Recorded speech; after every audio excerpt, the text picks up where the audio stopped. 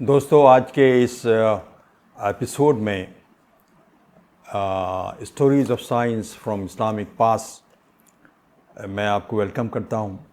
आज जिस मौजू पर हम इज़हार ख़याल करेंगे वो वो हवाला है असल में यौम बसारत जो अभी 8 अक्टूबर को शायद मनाया गया, और यौम रोशनी।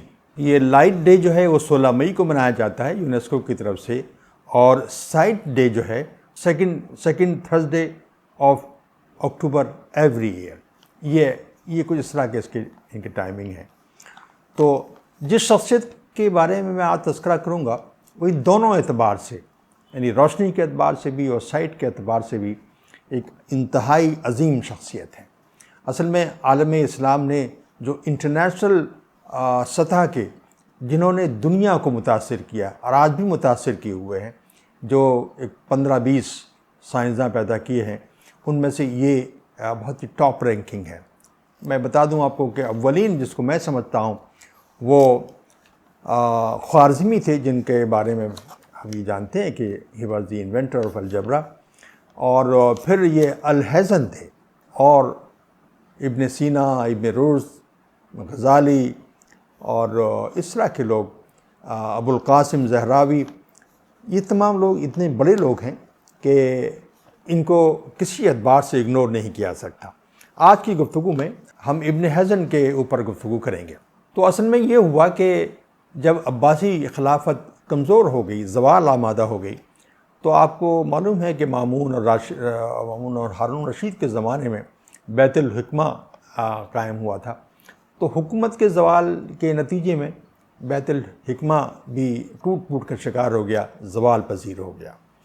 लेकिन इसके नतीजे में फिर ये हुआ कि जिन मुख्तलिफ़ इलाक़ों में इस्लामी तहज़ीब उभरी और वहाँ पर की जो इल्मी और फ़िक्री रिवायत, जो स्कॉलरशिप जो इस वक्त बगदाद में था वो शिफ्ट हुआ, तो वो 3 जगहों पर बहुत फ्लरिश हुआ।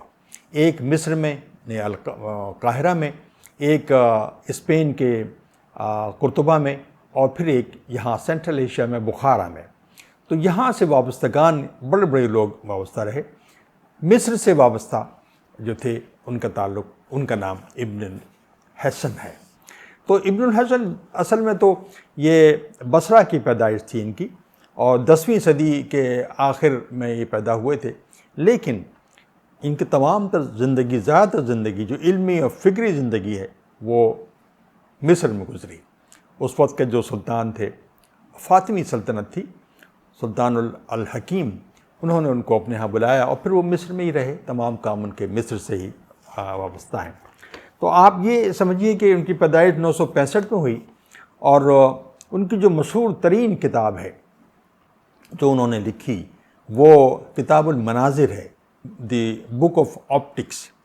तो किताबुल मनाजिर उनकी उन अहम तरीन किताबों में से है, जिस तरह से कि जदीद साइंस का जब आगाज़ होना शुरू हुआ या वो जदीद दौर में दाखिल होने शुरू हुई, तो जो न्यूटन ने प्रिंसिपिया किताब लिखी थी उसके हमपल्ला किताब है। मौजू भी तकरीबन एक जैसा ही है। तो बाज़ दोस्त अहबाब और बाज़ मौर्रखीन भी, बाज़ स्कॉलर्स ये बात कहते हैं कि इन दोनों किताबों में बड़ी मुमासलत पाई जाती है। हालांकि दोनों में जो एज का फ़र्क है तकरीबन 900 साल का फ़र्क है दोनों के अंदर।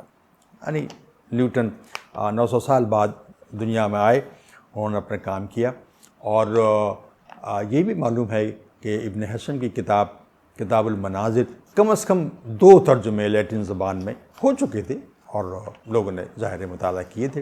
और ये भी बात तय है कि इसका मुताला न्यूटन ने भी किया था। बहरहाल यहाँ हम ये बात और बता दें कि आम तौर पर इब्न हैसन का नाम 2 चीज़ों से पहचाना जाता है आम तौर पर। एक तो लॉज ऑफ रिफ्लेक्शन और रिफ्रैक्शन के एतबार से कि he was the one who formulated, और दूसरी बात ये कही जाती है कि ये कैमरा ऑब्स्क्योरा का तस्वुर भी उन्होंने दिया जाए। यार ज़ाहिर है कि जो बुनियाद बनी बाद में कैमरे के डेवलप होने की, तो ये बात भी है। लेकिन बाज़ मौर्रखीन जो हैं वो इससे थोड़ा सा इख्तलाफ करते हैं। वो ये कहते हैं कि इसमें तमाम तर चीज़ें का क्रेडिट उनको नहीं दे सकते हम, और ख़ास तौर से लॉ ऑफ रिफ्रैक्शन के बारे में वो कहते हैं कि पहली बार इन्होंने नहीं दिया, बल्कि उन्हीं के एक कंटेम्प्रेरी थे इब्न सहल, तो ये उनका दिया हुआ है। ये उसी ज़माने के हैं, इनकी पैदाइश में भी बस ज़्यादा नहीं 4-5 साल का फ़र्क है। तो इब्न सहल जो 1984 की इनकी पैदाइश है, इनकी जो मशहूर किताब है इब्न सहल की वो ऑन द बर्निंग इंस्ट्रूमेंट है। On the burning instrument basically जो डील करती है वो लेंसेज से डील करती है, जिनके ज़रिए हम सूरज की रोशनी को मुर्तकिज़ करके, फोकस करके हम बाज़ औक़ात अपने बचपन में भी हम चीज़ों को जलाया करते थे। मुझे तारीख़ पढ़ते हुए मालूम हुआ कि ये काम आर्किमिडीज़ ने भी किया था। आर्किमिडीज़ ने इसको बतौर वेपन इस्तेमाल किया था।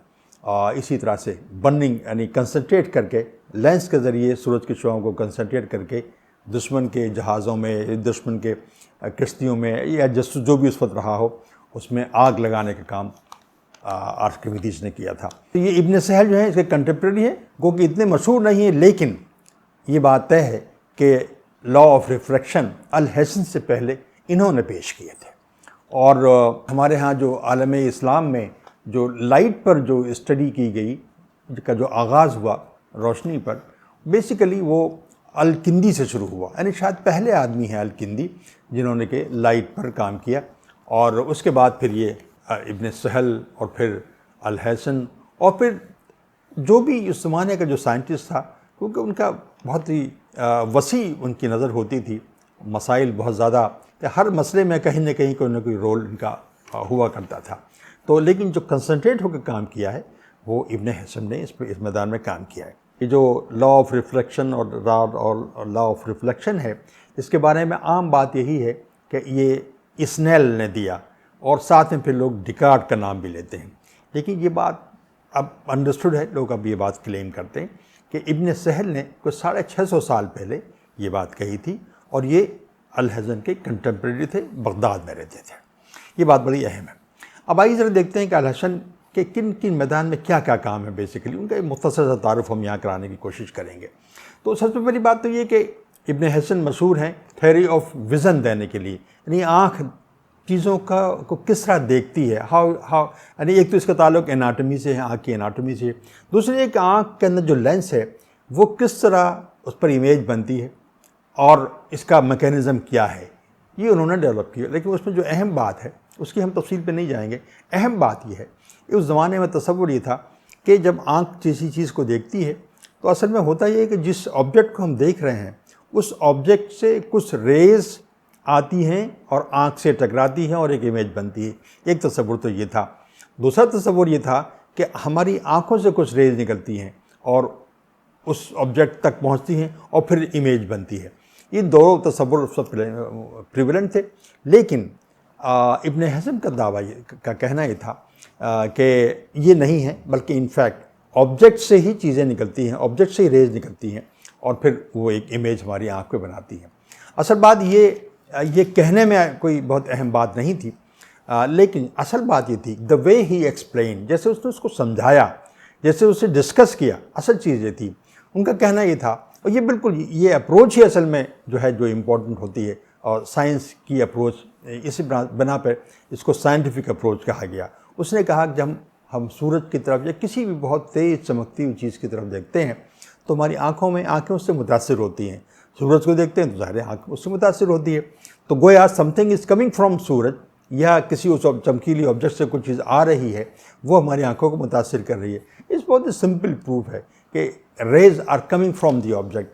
ये पहली बार उसने इसको एक्सप्लेन किया and was so influencing, so convincing कि ये बात तय हो गई कि it's not the eyes which are sending the rays, but it is the object from which the rays are coming to the eye, and जो image है उसकी जो है कि बनती है।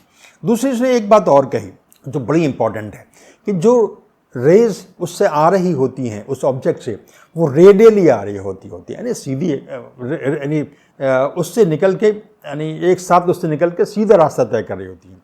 दूसरी बात इससे मिलती थी उसने कही कि ये जो लाइट है ये बिल्कुल स्ट्रेट लाइन में अपना रास्ता तय करती है।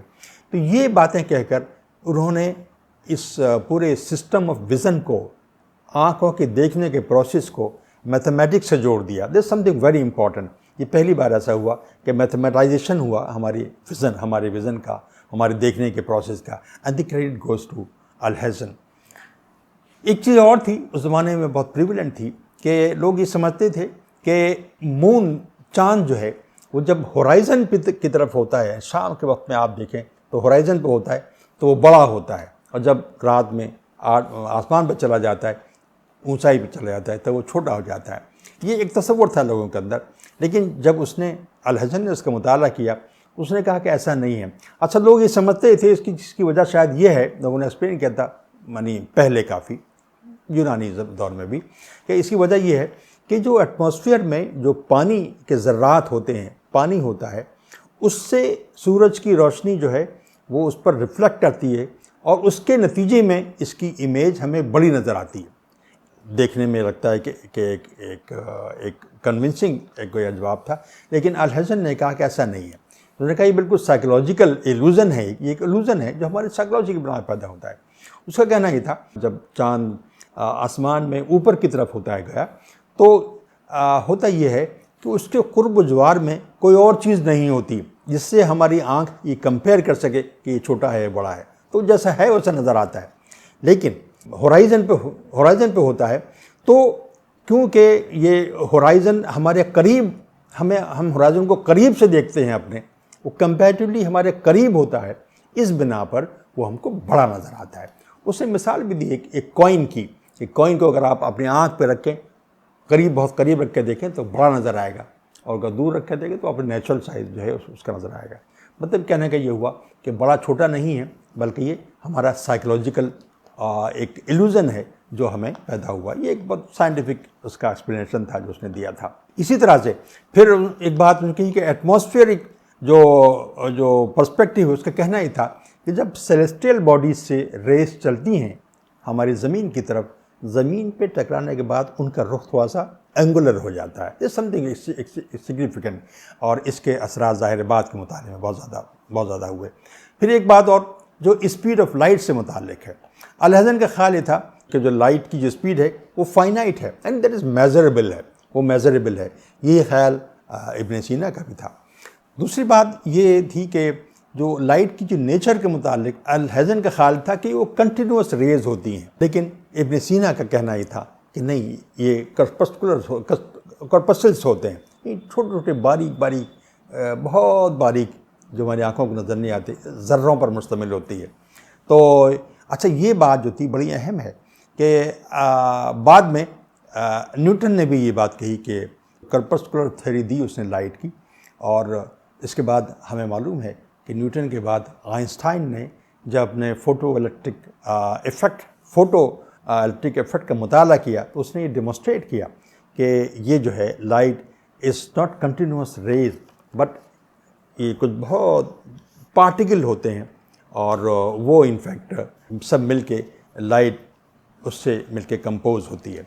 और इसी फोटो इलेक्ट्रिक इफेक्ट की बिना पर आइंस्टाइन को 1921 में नोबेल प्राइज़ मिला। तो आप देखा कि नेचर ऑफ लाइट का मुताला कहाँ से शुरू हुआ, अल-हसन से शुरू हुआ, बीच में और लोगों ने भी कंट्रीब्यूट किया होगा, लेकिन बाद में फिर न्यूटन ने एक कुछ बात कही, न्यूटन के बाद आइंस्टाइन ने कही, और ultimately Einstein got the Nobel prize in that field.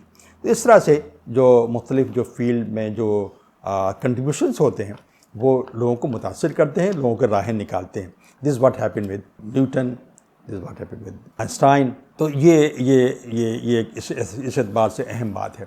दूसरी बात, एक उसने आइडिया पेश किया था डिस्पर्सल ऑफ लाइट का, यानी लाइट डिस्पर्स होती है।